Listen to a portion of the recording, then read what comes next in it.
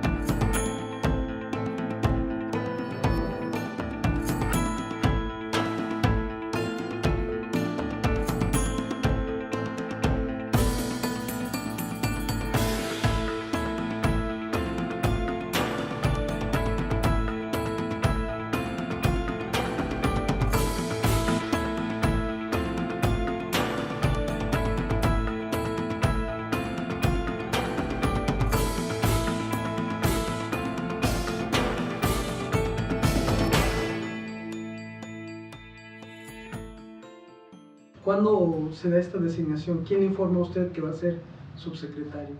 Yo seguía trabajando de oficial mayor del PRI, entró al Comité Nacional del Partido el general Corona del Rosal,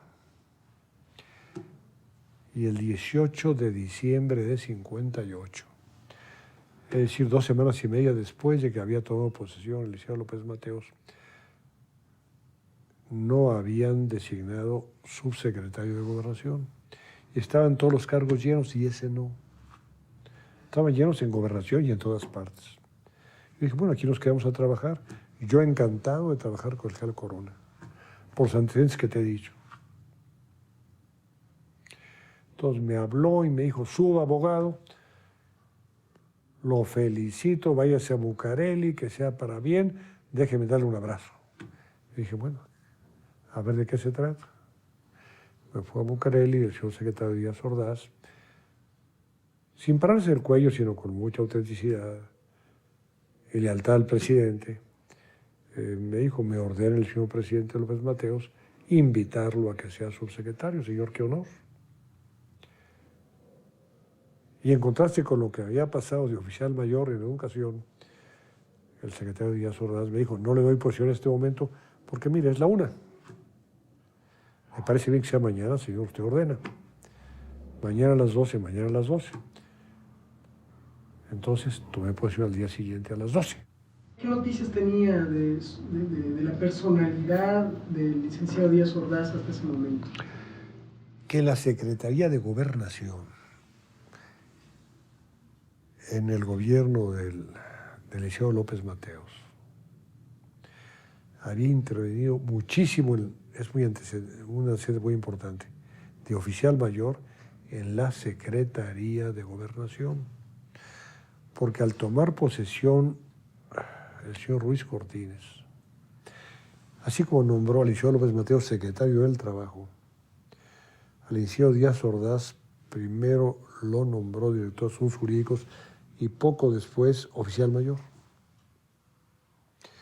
Y había entre don Ángel Carvajal y el licenciado Fernando Román Lujo, secretario y subsecretario, de tiempo atrás, desde que habían estado en Veracruz,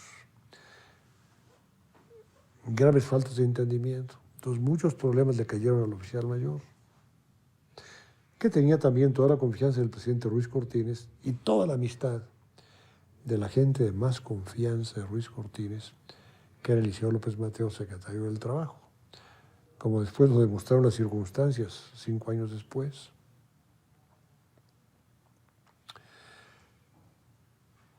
Entonces, pues sí,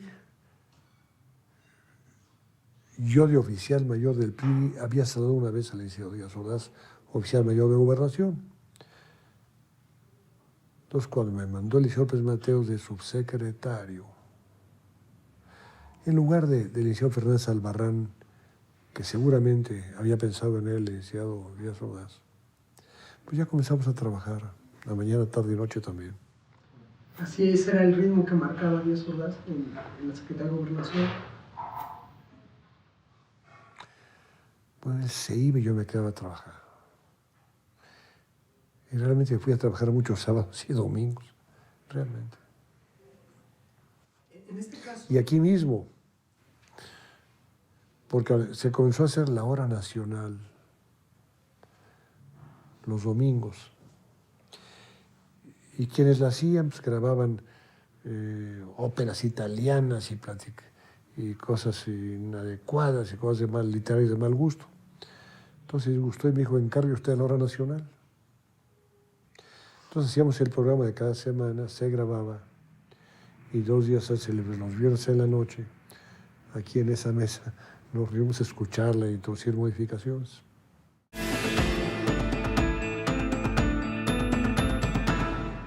¿Cuándo sintió usted que podía ser presidente?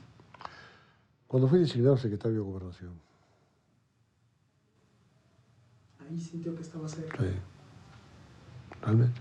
Ahora, quisiera imaginar el momento del presidente electo Gustavo Díaz Ordaz, que está formando su gabinete, ¿no?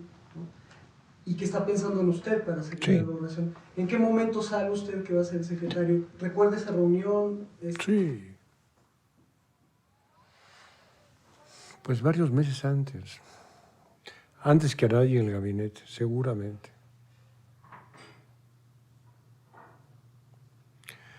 Pues había pasado su campaña, era presidente electo, llegaron los días en que tenía que entregar su gabinete y he deducido después que fue el primero que se lo dijo. Veo que invitaba a ser secretario de Gobernación y dije, muchas gracias, a trabajar, hasta luego y hasta luego. Así que bueno. ¿Cómo recibió el gabinete del licenciado Díaz Ordaz su designación como secretario de Gobernación? Yo creo que bastante mal. Yo era el joven, estaba a la cabeza del gabinete. Al día siguiente la toma de posesión para la fotografía oficial en Palacio. Después de la foto nos sentamos en el salón de acuerdos, yo, al lado derecho del presidente, y había ahí gente de mucha experiencia. Y ha de haber pensado, ¿y este joven? El presidente Díaz Ordaz era alguien que no consultaba. Digo, el secretario de Gobernación Díaz Ordaz no consultaba. Él tenía una larga experiencia política desde Puebla. Había sido rector de la universidad, agente del Ministerio Público, diputado, senador, oficial de gobierno, secretario. En el caso de sus acuerdos con él, ¿cómo eran? Breves. Muy serios, muy formales. Nunca dio un asunto político. De las cosas que la subsecretaría tenía encargados. Y luego en la secretaría, muy formales.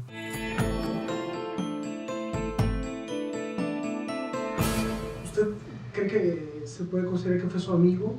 ¿Hubo una amistad? Sí, pero sin compartir muchas reflexiones, con cierta distancia importante.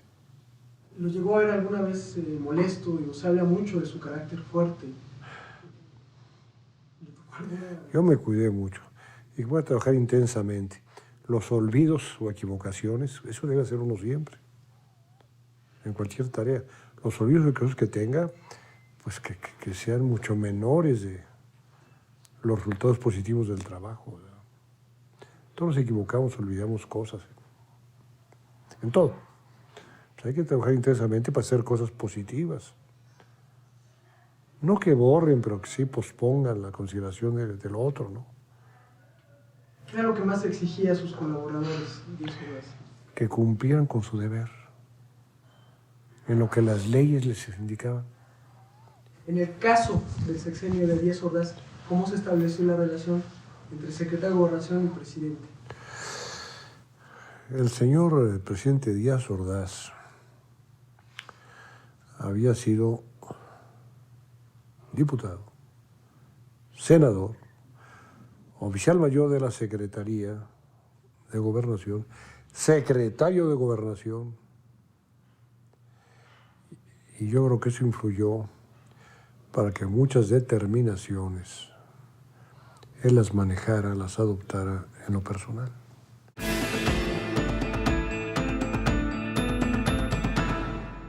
Quisiera pedirle su opinión. Sí, sobre algunos de estos, digamos, problemas, asuntos políticos que se viven durante el sexenio. Iniciando inmediatamente es el movimiento médico. ¿Qué nos puede decir? muy, digamos, brevemente, de su participación ahí. Como consecuencia del desarrollo estabilizador que comenzó, a fin, el gobierno iniciado López Mateos y continuó con el gobierno iniciado Díaz Ordaz. Así como he dicho, de las universidades y las escuelas técnicas estaban muy postergadas y muy abandonadas, sin bibliotecas ni laboratorios, con muchos estudiantes que no podían inscribirse, etc. A los médicos que tenían relación con el Estado les habían prometido un aguinaldo. Hicieron presión porque no se los daban y al final del gobierno de Ciudad Díaz Ordaz le dieron el 50% y al comenzar el gobierno de Ciudad Díaz Ordaz, pues fue unos factores, pero fue el que se expuso muy subrayadamente, pidieron quizás por un afán de que se les hiciera justicia y se les cumpliera con lo prometido, hicieron el complemento y comenzó una discusión. ¿Cómo interviene ahí el secretario de Gobernación? No, fue el presidente con los titulares que dependían de él directamente. Y así fue. Así fue realmente. ¿Se concretaba usted a recibir información? Pues sí, pero de una forma bastante objetiva, estudiando los problemas realmente, ¿no? Ponderándolos. Pero el presidente Díaz Ordaz, No puede ser de otra manera, en todos estos casos. por la personalidad del presidente. Sí, hay que hacer una revaloración del régimen presidencialista mexicano. Es muy grave que el presidente delegue muchas facultades o se tomen resoluciones al margen de él. Es muy grave también que hay una excesiva centralización. Es una cosa del arte político mexicano que no se puede estudiar en instituciones extranjeras. El presidente Díaz Ordaz, ¿se podía sugerirle, se podía dialogar con él, se podía discutir con él en estos términos? Sí y no. Yo creo. ¿En qué caso? Eso me enseñó a mí. Después en juntas con altos funcionarios, de decirles a miembros del gabinete, vénganse a la junta y traigan a sus subsecretarios y a aquel joven jefe de director general y a aquel joven de departamento y vamos a reunirnos para ver esto. Y salía un señor subsecretario, un jefe de departamento, después de que el secretario hablaba, yo no estoy de acuerdo por esto y por eso, el secretario se le queda mirando feo. No, a ver, di. Y en este caso, con el presidente Díaz Ordaz, ¿había posibilidad de disentir? Era otra la tradición. ¿Cuál era? ¿Podría describirnos? Bueno, sí, una excesiva concentración, ¿no? Por eso te decía hace unos momentos que quizás un arte de buen gobierno radique en saber, pues, encomendarle a muchos de distintos niveles asuntos y mantener la decisión general, pero escuchar. ¿Llegó alguna vez a haber una discusión? No. ¿Y alguna vez debió haberlo visto molesto por alguna situación? Tenso. Una serenidad alterada por la tensión. Son las responsabilidades del cargo. Y ahí hay que sonreír muchas veces, andar en el extranjero, pensando en conflictos que se complican. ¿En qué momento cree que estuvo más tenso Díaz Ordaz en este? En esos conflictos de que has hecho mención, en los médicos y en los 68, sin duda alguna.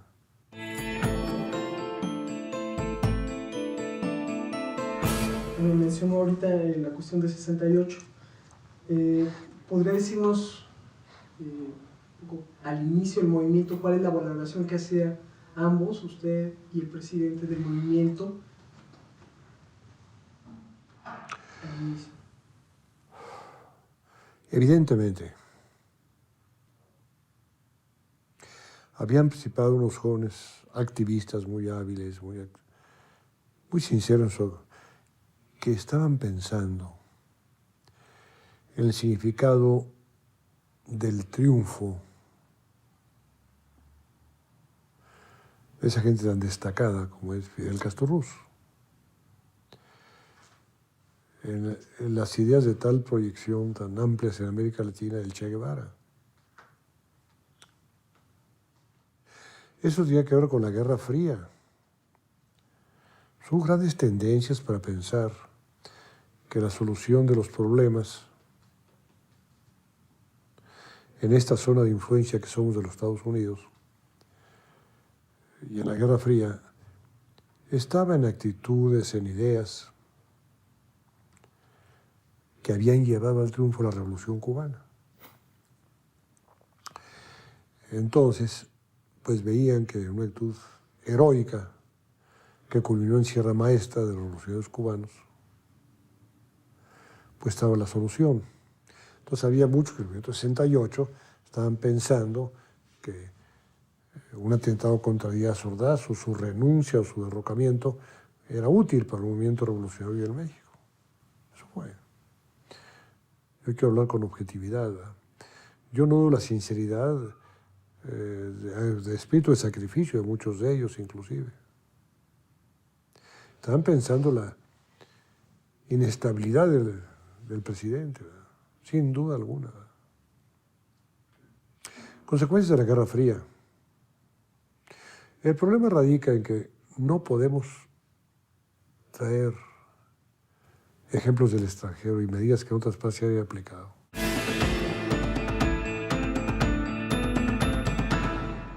Inicia esto el 26 de julio, los primeros días de agosto. ¿Cuáles son las órdenes que recibe del presidente Díaz Ordaz? ¿Cómo enfrentar el movimiento, la huelga que ya había estallado? Bueno, en realidad hizo un gran esfuerzo él porque los problemas no crecieran. Pero en realidad los problemas se habían gestado muchos años atrás. Desde 25 años atrás, estudiantes, hicimos un congreso de crítica a la Revolución Mexicana. Las revoluciones tienden a sentarse, se crean privilegios, se crean vicios burocráticos. Siempre ha pasado así. Vienen intentos de renovación. La cosa es saber cómo hacer los movimientos de renovación, ¿verdad? Y eso no podemos aprender en el extranjero. En el caso de su gobierno fue un intento de renovación para enfrentar el conflicto estudiantil. En estos problemas el coordinador es el presidente de la República, el que tiene las responsabilidades, las facultades constitucionales. ¿Recuerda estas reuniones? Sí, pero no eran reuniones de gabinete. Era una coordinación frecuentemente telefónica. ¿Y había otras opciones de solución? ¿Se ofrecían del ejército, del departamento del Distrito Federal, no sé, del PRI? Yo creo que al principio sí. Después las cosas se pueden complicar. Surgen problemas subsumidos, a veces con motivaciones transitoriamente superficiales. Y afloran muchas cosas. En el caso del presidente Díaz Ordaz, se dice que, bueno, usted lo ha dicho, era un hombre que tendía más a la soledad, digamos, a estar solo. Frecuentemente. Era un solitario de alguna manera. En estos meses del conflicto estudiantil, también pareciera ser que no tiene mucha información. Sí, no. A la madrugada llega al presidente de la República informes de los observadores políticos, de las policías, de la Procuraduría de la República, de la Secretaría de la Defensa, de la Secretaría de Relaciones, ¿no? Es la persona mejor informada. Quien tenía la mejor canal de comunicación con el presidente en ese momento era usted, el secretario de Gobernación. Él lo suponía desde allá. En realidad tenía informes de gobernación, pero de muchas partes. Así es. El presidente entendía a los jóvenes? ¿Comprendía? No, era muy buen abogado el licenciado Díaz Ordaz. Y un hombre recto, y un hombre honesto. Y sobre todo un hombre enérgico. ¿Vale? Él me dejó el problema. Cuando es usted secretario de Gobernación, ¿cómo se da o cuál es la respuesta de la Secretaría de Gobernación ante el conflicto? Fue una intervención mínima, hice un llamado a la reflexión y al diálogo. Y pues, es la verdad, el ejército lo maneja el comandante supremo de las Fuerzas Armadas, que es el señor presidente de la República. ¿Usted no intenta acercarse a dialogar con los estudiantes? Sí, pero no tuve mucha oportunidad realmente, ¿no? El señor doctor Martínez Manu tuvo la comisión del presidente para hablar con intelectuales distinguidos, muy distinguidos, y dialogar con ellos. Por otra parte, envió, como se sabe, al licenciado Caso y a Jorge Lavega Domínguez a algún parlamento, pero demás. ¿Usted nunca tuvo contacto? No, realmente. Luego se ha afirmado por ahí que alguien dijo que al día siguiente había regresado de Tlatelolco el señor licenciado Díaz Ordaz y que se había enterado al día siguiente que el ejército había intervenido y que me había regañado. Pues al poquito tiempo yo era candidato. ¿Cómo que me regañó? No fue así.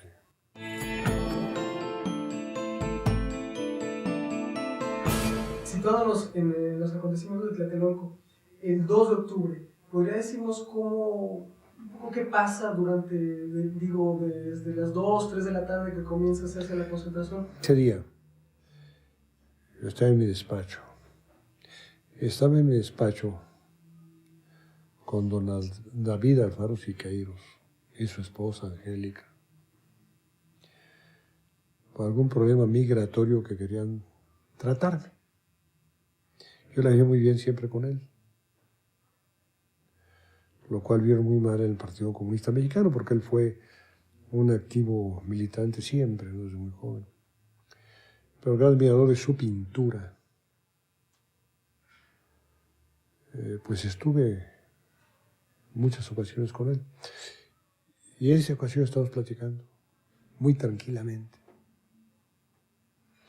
Sonó el teléfono, me avisaron que había una balacera en Tlatelolco. Así fue.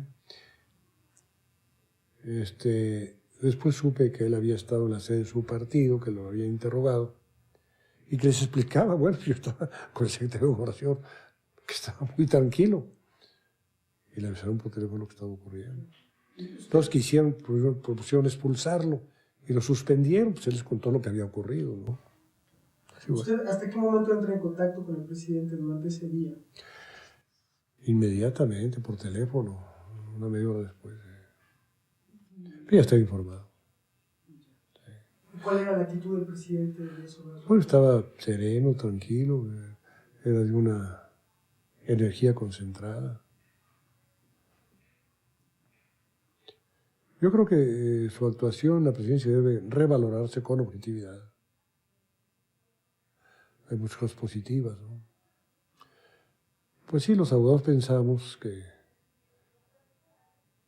cuando tenemos, él lo pensaba, razón en las normas jurídicas se emplea la fuerza y así ocurre, ¿no? Sí. Realmente yo fui candidato porque estuve bastante al margen.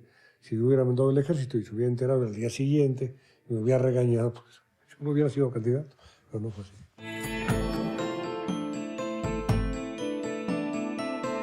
Después del 2 de octubre, quisiera preguntarle cómo recuerda al presidente Díaz Ordaz en la reunión posterior a esa noche, o si esa misma noche tuvo una reunión con él. No, días después. La forma anárquica e irracional del conflicto del año pasado impidió a algunos ver el sustrato real de ciertos problemas y necesidades sociales no resueltos cabalmente en diversas esferas de la vida nacional. Que se haya pretendido manejar esos problemas y esas necesidades con fines políticos e ideológicos encaminados a otros propósitos que el de plantearlos y contribuir a resolverlos, fue además de un acto de grave irresponsabilidad, algo que resultaba inaceptable. ¿Recuerdan? Pues yo creo que él muy en lo personal estimaba que había cumplido con su deber. Pero como siempre pasa, hay muchas fuerzas e intereses que evidentemente desbordan las instrucciones que se dan, ¿verdad? Yo creo que eso fue. ¿Usted considera que el presidente Díaz Ordaz tomó la decisión correcta? ¿Qué hubiera hecho yo? ¿Qué hubiera hecho yo con mucha anticipación?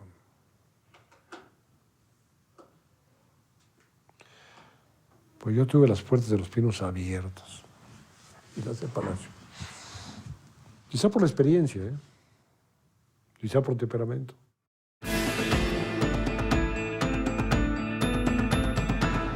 El asunto de la sucesión presidencial de alguna manera se filtró, se coló al movimiento estudiantil. Algo más que eso, más profundo y anterior. Son explicaciones superficiales. En realidad, pues a través de los años se crean cacicazgos en la provincia.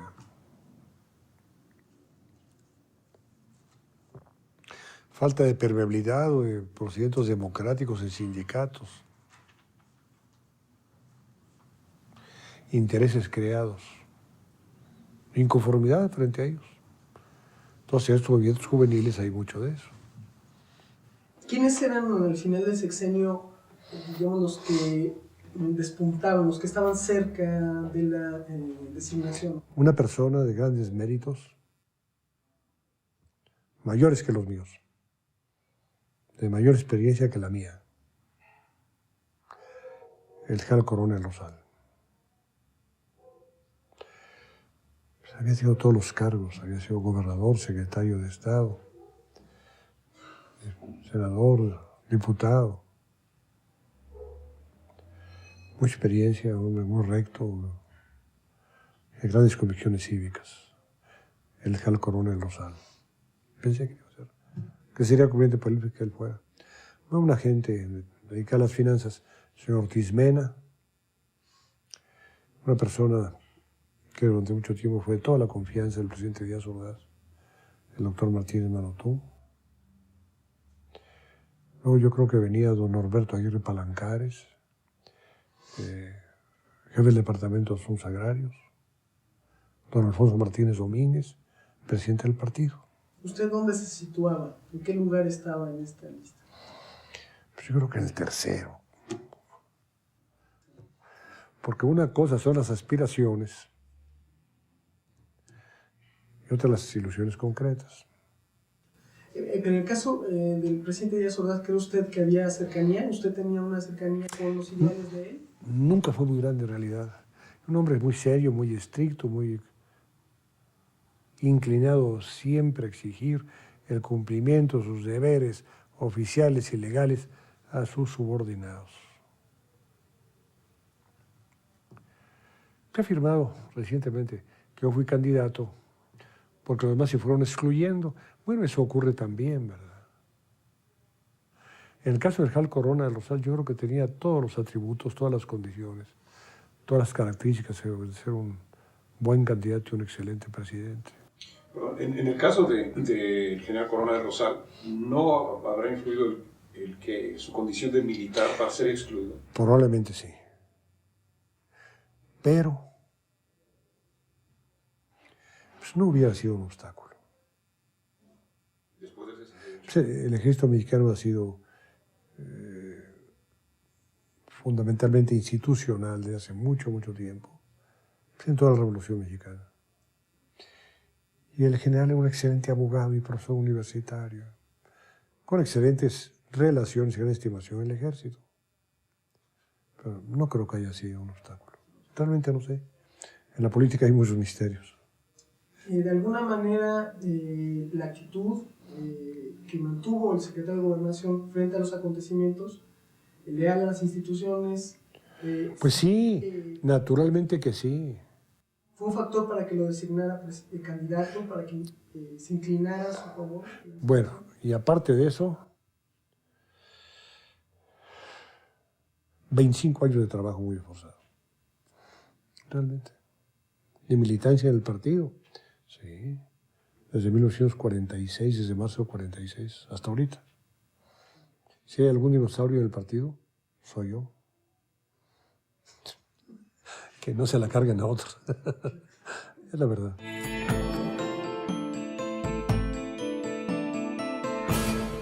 Licenciado, ¿cuándo comienza usted a ver, percibir señales de que usted empieza a ser mejor visto que otros posibles precandidatos por parte del presidente Díaz Ordaz? ¿Cuándo comienza a darle señales de que lo está mirando, de que lo está poniendo, lo está calibrando, digamos? Unos 6 meses antes de lo que folclóricamente se ha llamado el destape. ¿Cómo fue? ¿O a qué signos se refiere? Bastante leves que hay que interpretar. Cuando a mí me dijo, después de muchas investigaciones con los sectores del partido, que yo iba a ser candidato del partido, cuando comenzó a decirme, ¿y está usted listo? Estoy listo, señor.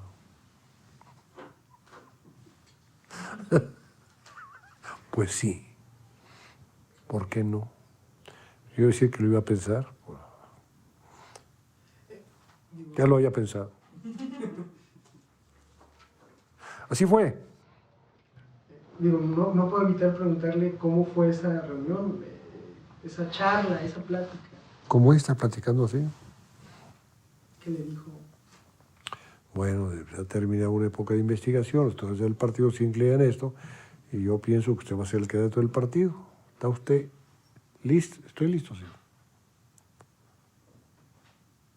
¿Qué sintió? ¿Yo? Una responsabilidad enorme. Mucho gusto y mucha responsabilidad. Hay una frase que también registra Luis Mejía Farías, que después de destape habló con el presidente Díaz Ordaz y le preguntó por qué fue Echeverría el elegido, y le mencionaba algo así como por su lealtad, por su trabajo, y dice, ¿por qué no decirlo por sus pantalones? ¿Qué le parece esa? ¿Qué le merece esa opinión? En la oficina, en las oficinas, aquí y en la calle, yo siempre veo los pantalones, en todo. Si no, las cosas no resultan.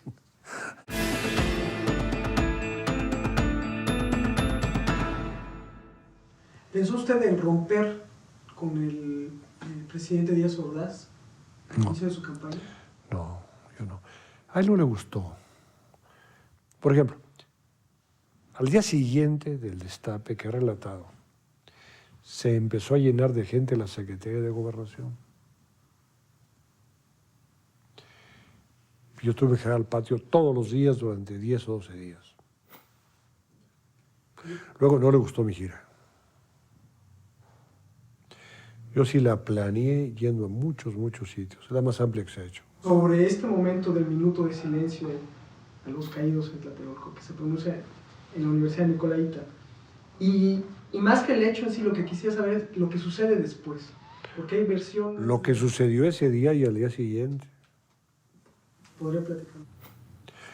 Entonces fui a varios pueblos de Michoacán antes de llegar a Morelia.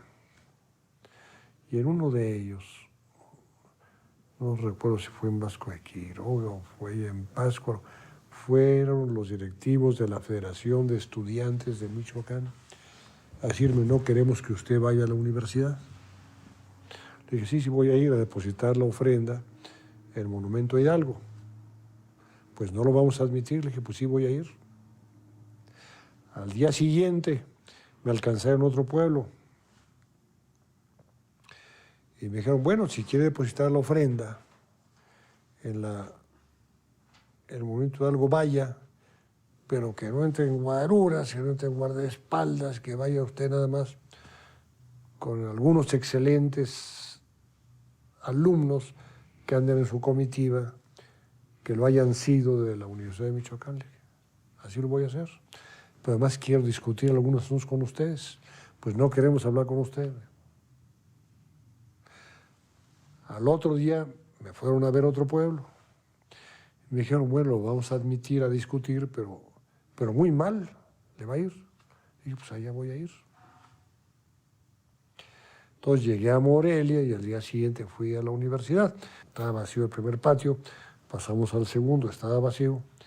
Y en el tercero había como 4,000 alumnos y maestros viendo a ver qué pasaba. En una actitud no fría, hostil. Todos nos sentamos en un tabladito.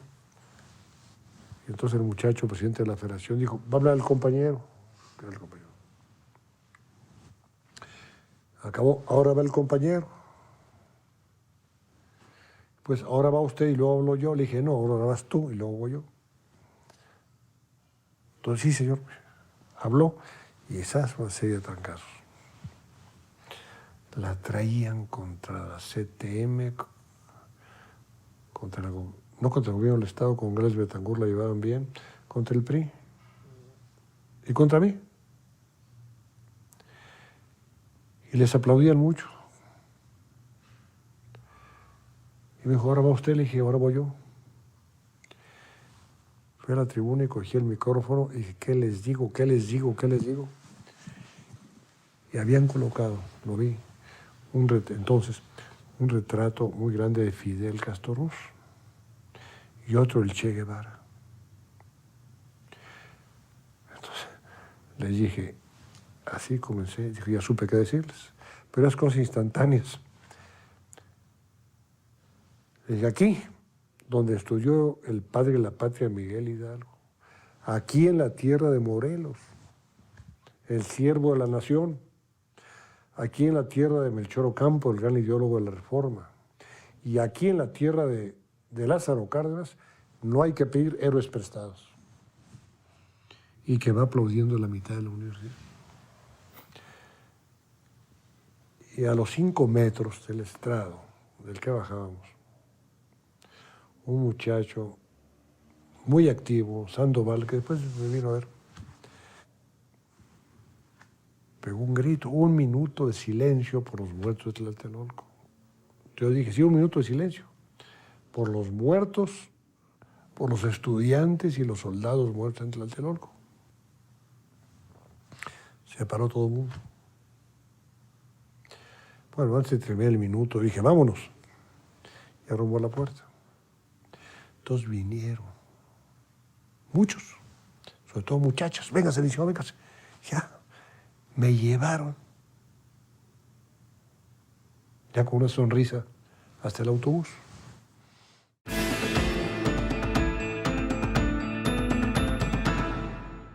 ¿Usted sentía, avisoraba que venía un problema en el centro? Pues no, porque yo supe lo que dije. Esa tarde aquí, el señor presidente Díaz Ordaz había recibido la queja del secretario de la Defensa, tenía el informe parcial de que yo había pedido 1 minuto de silencio, ¿sí?, por los muertos del Tlatelolco. Y por los estudiantes muertos del Tlatelolco. A las 2 horas me hablaron. Le han indicado al presidente del partido que se acuartele porque a lo mejor hay cambio de candidato. Y les dije, sí, les va a dar mucho trabajo organizar otra convención.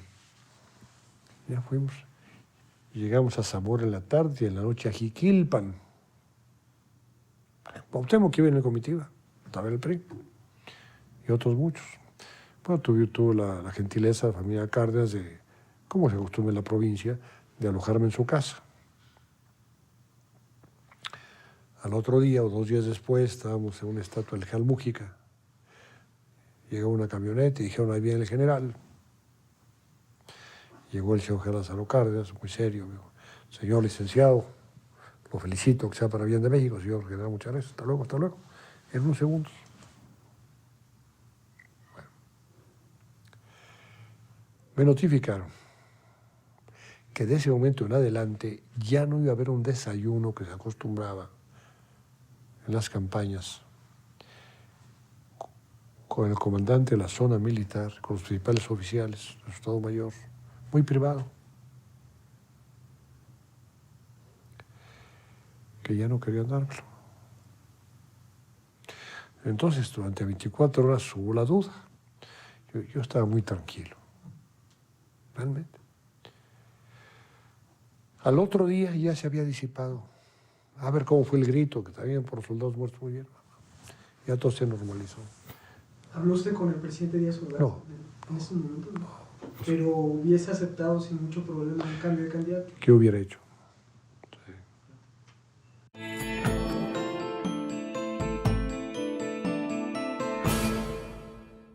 Cuando yo tomé posesión, había como 400 estudiantes, algunos miembros del Consejo Nacional de Huelga, presos.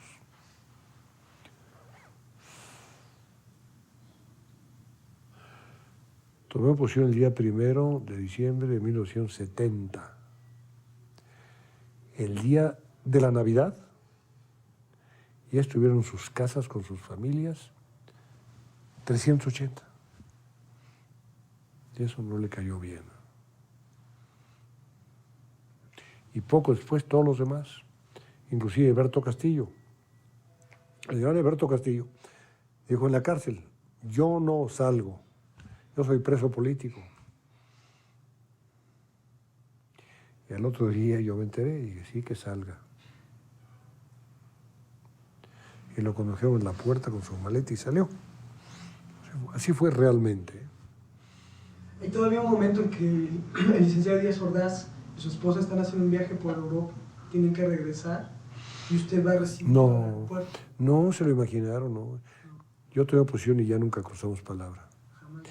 Y luego él contaba que todos los días, al rasurarse frente al espejo,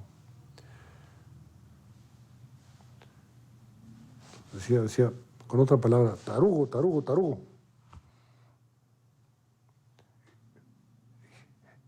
Y le preguntaron, amigos, ¿por qué? Porque el candidato fue Echeverría. Una cosa muy chistosa.